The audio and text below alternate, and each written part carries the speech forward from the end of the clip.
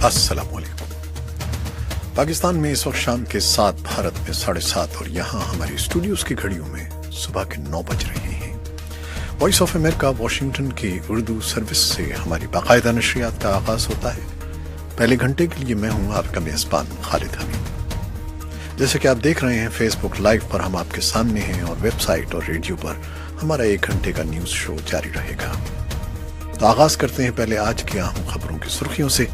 पाकिस्तान मुजाहिरीन से मुआहदे के बाद हुकूमत की इस्तेदाद और फौज के किरदार पर सवाल, सेनेट को एतमाद में लिया जाए। चेयरमैन सेनेट रजा रबानी का बयान। इस्लामाबाद से मैं हूँ मोहम्मद इश्तियाक। जनूबी एशिया, नरेंद्र मोदी और इवांका ट्रंप ने हैदराबाद में उभरते हुए कारोबारियों की चोटी कॉन्फ्रेंस का इफ्तिताह किया। इवांका ने भारत अमेरिका रिश्ते का खैर मकदम किया। मैं हूं नई दिल्ली से सुहेल अंजुम। और दूसरी अहम खबरों में, इराक में पुलिस का कहना है कि दारुल-हुकूमत बगदाद के मुज़फ़्फ़रात में वाक़ई एक मारूफ मार्केट में एक खुदकुश धमाका हुआ है जिसमें कम से कम 11 अफराद हलाक हो गए हैं। और इंडोनेशिया के जजीरे बाली के एक आतिशफशां पहाड़ से राख निकलने का सिलसिला जारी है, जिसके बाइस जजीरे के बैनुल-अक़वामी हवाई अड्डा मंगल को मुसलसल दूसरे रोज भी परवाजों के लिए बंद कर दिया गया है। म्यांमार में जहां रोहिंग्या मुसलमानों के साथ होने वाले जुल्म सितम पर एहतजाज की पेशकश दुनिया भर में सुनी जा रही है, अमेरिका ने इसे नस्लकुशी से ताबीर किया है। मुल्क के फौजी सरबराह ने कहा है कि उन्होंने दौरे पर आए हुए पोप फ्रांसिस को बताया है कि म्यांमार में किसी किस्म का मजहबी इम्तियाज नहीं है। और चीन के सरकारी मीडिया ने मंगल के रोज बताया है कि एक फौजी ओहदेदार ने, जिस पर बदउनवानी के इल्जामात थे और तफ्तीश की जा रही थी, उसने खुदकुशी कर ली है। कीनिया के सदर उहुरु केन्याटा ने नई मुद्दत के सदर के ओहदे का हलफ उठा लिया है। और यहां अमेरिकी सेनेट में इस हफ्ते मुल्की टैक्स मंसूबे पर रायशुमारी की जा रही है।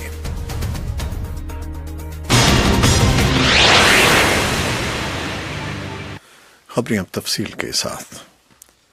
पाकिस्तान के वफाकी दारुल-हुकूमत में फैजाबाद इंटरचेंज पर 3 हफ्तों के धरने के इख्तिताम पर मंगल को इस्लामाबाद में मामूलात जिंदगी बहाल होना शुरू हो गए हैं, लेकिन जिस तरह मुल्क की अस्करी क़यादत की मुदाखलत से सियासी और मजहबी जमात तहरीक लब्बैक का धरना अचानक खत्म होने का ऐलान हुआ, उस पर बाज़ हल्कों बशमूल अदलिया और कानून साजों की तरफ से सवाल उठाए जा रहे हैं।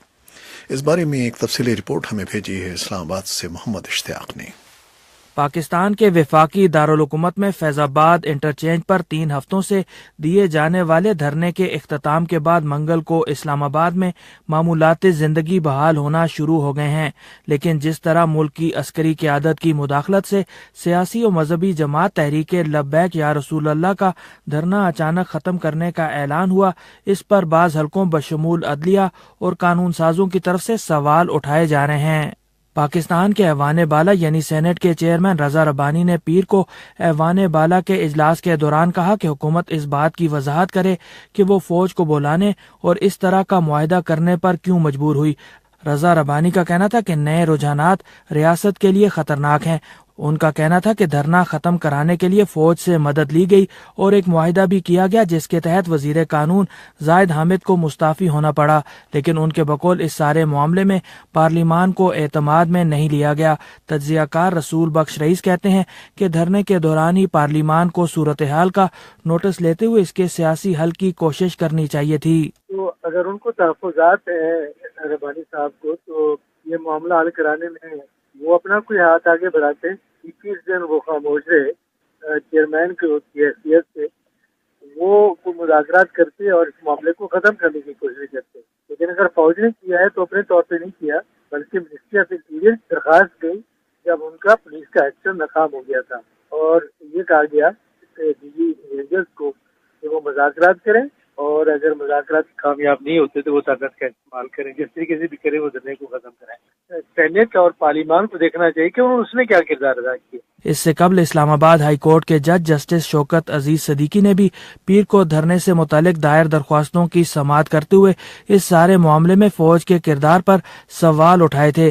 تحریک لبیک یا رسول اللہ کے سربراہ مولانا خادم حسین رضوی نے دھرنا ختم کرنے کا اعلان کرتے ہوئے کہا تھا کہ انہیں حکومت پر اعتماد نہیں تھا، اس لیے یہ معاہدہ فوج کے سربراہ جنرل قمر جاوید باجوہ اور ان کی ٹیم کی خصوصی کاوشوں کے ذریعے طے پایا۔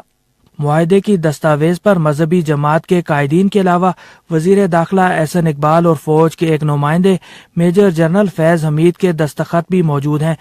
تجزیہ کار رسول بخش رئیس کہتے ہیں کہ دھرنے سے ایک جماعت کو اپنے نظریات کا پرچار کرنے کا موقع ملا۔ جمہوریت کو تو خطرہ نہیں ہے، لیکن مذہبی انتہا پسندی کو فروغ مل رہا ہے۔ جب پارلیمان بھی کچھ نہیں کرتی اور حکومت بھی کچھ نہیں کرتی، 21 جون تک وہ عوام کو مطالعہ کرتے رہے، اپنی کانسٹیچوئنسی کو مضبوط کرتے رہے، تو اس سے تو یہی اندازہ ہوتا ہے کہ یہ لوگ مضبوط ہو رہے ہیں، انتہا پسندی مضبوط ہو رہی ہے۔ کیا یہ زبردستی حکومت کے اوپر، پارلیمان کے اوپر قبض کر سکتے ہیں جس سے جمہوریت کو خطرہ ہو؟ میرا نہیں خیال ہے کہ ایسا ممکن ہے۔ اراکین سینٹ کی طرف سے یہ مطالبہ بھی کیا گیا کہ حکومت تمام حقائق پارلیمان کے سامنے لائے۔ حکومت کو اس تمام تر صورتحال پر شدید تنقید کا سامنا کرنا پڑ رہا ہے اور ناقدین بشمول حزب مخالف کی ایک بڑی جماعت تحریک انصاف کی طرف سے کہا جا رہا ہے کہ حکومت اپنی عملداری بحال کرنے میں ناکام ہو چکی ہے۔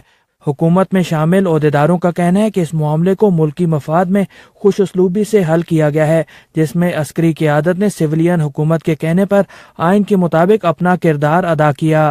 محمد اشتیاق، وائس آف امریکہ، اسلام آباد۔ حکومت حلقہ انتخابات کی حد بندی کے سلسلے میں سینٹ میں پیپلز پارٹی کی حمایت حاصل کرنے میں ناکام رہی ہے۔ اس کے نتائج کیا نکل سکتے ہیں، اس بارے میں اسلام آباد سے ناصر محمود نے یہ رپورٹ ارسال کی ہے۔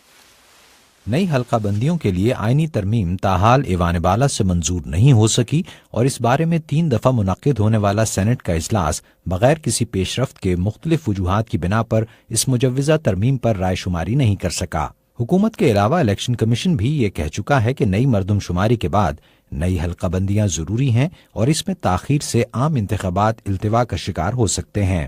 تمام پارلیمانی جماعتیں اس بات پر تو متفق ہیں کہ عام انتخابات کا وقت پر انعقاد ضروری ہے، لیکن اس ضمن میں کی جانے والی قانون سازی پر پیپلز پارٹی سمیت مختلف جماعتوں کے تحفظات برقرار ہیں۔ دوسری طرف حکومت کو اسلام آباد میں مذہبی جماعت لبیک یا رسول اللہ کے 3 ہفتوں تک جاری رہنے والے احتجاجی دھرنے اور فوج کی ثالثی میں ایک معاہدے کے تحت دھرنا ختم کروانے پر بھی سیاسی و سماجی حلقوں کی طرف سے شدید تنقید کا سامنا ہے اور ملک کی موجودہ صورتحال میں غیر جانبدار حلقے شد و مت کے ساتھ انتخابات میں تاخیر کا خدشہ ظاہر کر رہے ہیں۔ سیاسی امور کے تجزیہ کار اور جمہوریت کے فروغ کے لیے کام کرنے والی ایک غیر سرکاری تنظیم پلڈاٹ کے عہدیدار احمد بلال محبوب کے نزدیک آئندہ عام انتخابات کے انعقاد کے لیے صورتحال غیر یقینی کا شکار ہے۔ منگل کو وائس آف امریکہ سے گفتگو کرتے ہوئے ان کا کہنا تھا، شکوک و شبہات کی وجہ یہی ڈی لمیٹیشن کی غیر یقینی صورتحال ہے۔ دوسری صورت یہ ہے کہ جو ملک میں لا اینڈ آرڈر کی سچویشن ہے اور خاص طور پہ ریسنٹ دھرنے کے تناظر میں، وہ بھی ابھی پوری طرح سے ریزالو نہیں ہوئی۔ ایک معاہدہ ہو گیا ہے، اس معاہدے کی بہت سی شقوں پہ عمل ہوگا، اس کے اندر بھی کانٹروورسی کی بہت گنجائش ہے، کسی بھی وقت پھر صورتحال لا اینڈ آرڈر کی خراب ہو سکتی ہے۔ ان کے بقول سیاسی جماعتوں کے درمیان محاذ آرائی بھی عروج پر ہے اور تلخی بڑھتی جا رہی ہے، جس کی وجہ سے انتخابات کے بارے میں شکوک و شبہات پیدا ہو گئے ہیں۔ حزب مخالف کی دوسری بڑی جماعت پاکستان تحریک انصاف قبل از وقت انتخابات کے انعقاد کا مطالبہ بھی دہراتی آ رہی ہے اور اس کا کہنا ہے کہ حالیہ دھرنے سے پیدا ہونے والی صورتحال نے بھی اس کے بقول ثابت کیا ہے کہ حکومت ناکام ہو چکی ہے، لہٰذا قبل از وقت انتخابات منعقد کروا کے عوام سے تازہ ترین مینڈیٹ حاصل کیا جائے۔ تاہم حکومت اس تنقید کو مسترد کرتے ہوئے کہتی ہے کہ نئے انتخابات کے لیے نئی حلقہ بندیوں کا ہونا لازمی ہے اور چیلنجز کے باوجود حکومت اپنی مدت پوری کرے گی۔ تجزیہ کار احمد بلال محبوب کے خیال میں تحریک انصاف کا مطالبہ دانشمندانہ نہیں ہے۔ ہو سکتا ہے ان کی کیلکولیشن میں یہ بات ہو، لیکن مجھے تو ایسا نہیں لگتا، کیونکہ دیکھیے اگر ڈی لمیٹیشن نہیں ہوگی تو جلدی کیسے انتخابات ہو جائیں گے؟ تو یا تو کہیں کوئی ایسے لوگ ہیں جو ایسی چیزیں سوچ رہے ہیں جو ہمارے امیجنیشن میں نہیں آ رہی، جو قانون اور دستور میں لکھی ہوئی چیزوں سے کچھ ماورا ہے، تو پھر تو بات الگ ہے، لیکن بظاہر تو یہ مجھے بات کی سمجھ میں نہیں آتی کہ وہ کیوں ایسا کہہ رہے ہیں۔ ان کا کہنا تھا کہ سیاستدان اختلافات کے باوجود مل کر کسی چیز پر اگر متفق ہوں تو ہی صورتحال میں بہتری کا امکان ہے۔ ناصر محمود، وائس آف امریکہ، اسلام آباد۔ وزیر اعظم نریندر مودی اور امریکی صدر ڈونلڈ ٹرمپ کی صاحبزادی اور مشیر ایوانکا ٹرمپ نے حیدرآباد میں ابھرتے ہوئے کاروباری افراد کی 8ویں عالمی چوٹی کانفرنس کا افتتاح کیا ہے۔ اس بارے میں نئی دلی سے سہیل انجم کی رپورٹ۔ بھارتی وزیر اعظم نریندر مودی اور امریکی صدر ڈونلڈ ٹرمپ کی صاحبزادی اور مشیر ایوانکا ٹرمپ نے حیدرآباد میں ابھرتے ہوئے کاروباری افراد کی 8ویں عالمی چوٹی کانفرنس کا مشترکہ طور پر افتتاح کیا۔ اس موقع پر خطاب کرتے ہوئے ایوانکا ٹرمپ نے بھارت امریکہ رشتے کا خیر مقدم کیا اور کہا کہ آنے والے دنوں میں دونوں ملکوں کے باہمی تعلقات میں مزید قربت پیدا ہوگی۔ ان کے الفاظ میں، ہم ان دونوں عظیم ملکوں کے مابین تعلقات کو بہتر بنانے کے عہد کے پابند ہیں۔ انہوں نے وزیر اعظم نریندر مودی کی قائدانہ صلاحیتوں کی تعریف کرتے ہوئے کہا کہ چائے بیچنے سے لے کر وزیر اعظم کے عہدے تک پہنچ کر آپ نے ثابت کر دیا کہ کوئی بھی تبدیلی ناممکن نہیں۔ ایوانکا ٹرمپ نے بھارتی شہریوں کو بھی مبارکباد پیش کی اور کہا کہ پوری دنیا کے عوام کے لیے آپ باعث ترغیب ہیں۔ آپ نے ثابت کر دیا کہ آپ ناکامی سے نہیں ڈرتے اور عمومیت سے آگے جانے کا حوصلہ رکھتے ہیں۔ اس عالمی چوٹی کانفرنس میں 150 ملکوں کے تقریباً 1500 ابھرتے ہوئے کاروباری افراد شرکت کر رہے ہیں۔ شرکاء میں سے نصف سے زائد کی اکثریت خواتین کاروباریوں پر مشتمل ہے۔ ایوانکا ٹرمپ خود ایک کاروباری ہیں۔ انہوں نے اپنے خطاب میں یہ بھی کہا کہ وہ ایک ہی چھت کے نیچے اتنی زیادہ خاتون کاروباریوں کو دیکھ کر بہت پرجوش ہیں۔ انہوں نے زور دے کر کہا کہ جب خواتین بااختیار ہوں گی تو ہمارا خاندان، معیشت اور سماج ترقی کرے گا اور تمام امکانات سے استفادہ کیا جا سکے گا۔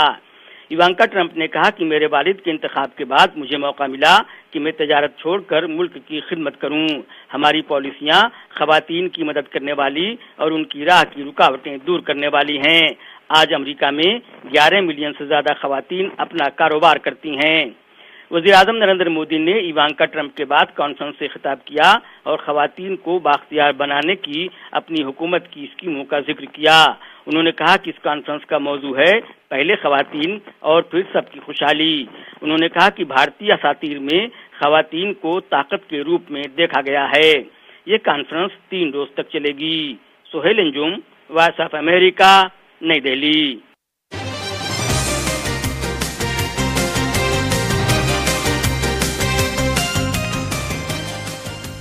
میانمار کے فوجی سربراہ نے کہا ہے کہ انہوں نے پوپ فرانسس کو بتایا ہے کہ ان کے ملک میں کوئی مذہبی امتیاز نہیں برتا جاتا، جہاں روہنگیا مسلمانوں کے خلاف تشدد کو امریکہ نے نسل کشی قرار دیا ہے۔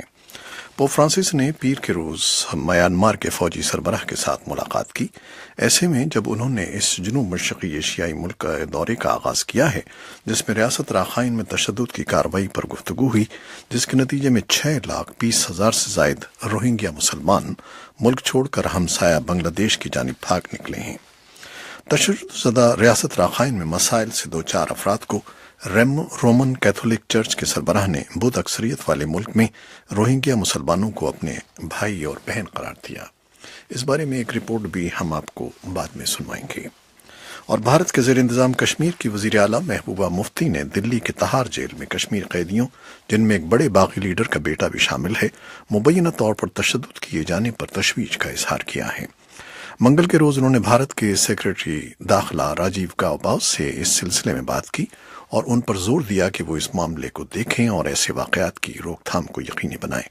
اس بارے میں بھی سری نگر سے یوسف جمیل نے ہمیں ایک رپورٹ بھیجی ہے جو ہم آپ کو بعد میں سنوائیں گے۔ عراق میں پولیس کا کہنا ہے کہ دارالحکومت بغداد کے مضافات میں واقع ایک معروف مارکیٹ میں ایک خودکش دھماکہ ہوا ہے جس میں 11 افراد ہلاک ہو گئے ہیں۔ حکام نے بتایا کہ حملے میں کم از کم 26 افراد زخمی ہوئے جو بغداد کے جنوب مشرق میں واقع نروان شاپنگ علاقے میں کیا گیا۔ انڈونیشیا کے جزیرے بالی کے ایک آتش فشاں پہاڑ سے راکھ نکلنے کا سلسلہ جاری ہے جس کے باعث جزیرے کا بین الاقوامی ہوائی اڈہ منگل کو مسلسل دوسرے روز بھی پروازوں کے لیے بند ہے۔ ہوائی اڈہ بند ہونے کے باعث ہزاروں غیر ملکی سیاح اور مسافر جزیرے پر پھنسے ہوئے ہیں۔ अमरीकी सेनेट में इस हफ्ते मुल्की टैक्स मंसूबे पर ऐलान करदा रायशुमारी से पहले सदर डोनाल्ड ट्रंप आज कैपिटल हिल में रिपब्लिकन से मुलाकात कर रहे हैं। पीर के रोज ट्रंप ने इस बिल की सेनेट से मंजूरी के बारे में उम्मीद अफजा ख्यालात का इजहार किया। उनका कहना था, I think we're going to have great receptivity. We've had great spirit, and I will tell you, the Republican senators were up. सदर डोनाल्ड ट्रंप कह रहे हैं, मेरे ख्याल में हमें बड़े पैमाने पर तायद हासिल होगी। हम बहुत पुरअज़्म हैं और मैं आपको बताऊं कि रिपब्लिकन सेनेटर समझते हैं कि अगर वो जीत गए तो कुछ डेमोक्रेट सेनेटर्स भी उनसे आन मिलेंगे और आप समझते हैं कि अगर वो हार गए तो फिर ये सेनेटर्स शामिल नहीं होंगे। पीर के रोज व्हाइट हाउस में एक इजलास के बाद रिपब्लिकन सेनेटर्स ने तस्दीक की कि वो इस हफ्ते बाद में इस बड़े टैक्स मंसूबे पर वोट देंगे, जिसमें कॉर्पोरेट टैक्स की मुस्तकिल तौर पर कटौती और इनकम टैक्स पर आर्जी कटौती शामिल होगी और अमरीकी कौमी कर्जे में $1 खरब से ज्यादा शामिल किए जाएंगे। ये थीं वो खबरें और रिपोर्टें जो हमने फेसबुक लाइव पर आपके लिए पेश की। वेबसाइट और रेडियो पर अभी हमारा ये नशरिया जारी है। हमारे साथ रहिएगा। फेसबुक लाइव से इजाजत लेते हैं। अल्लाह हाफिज।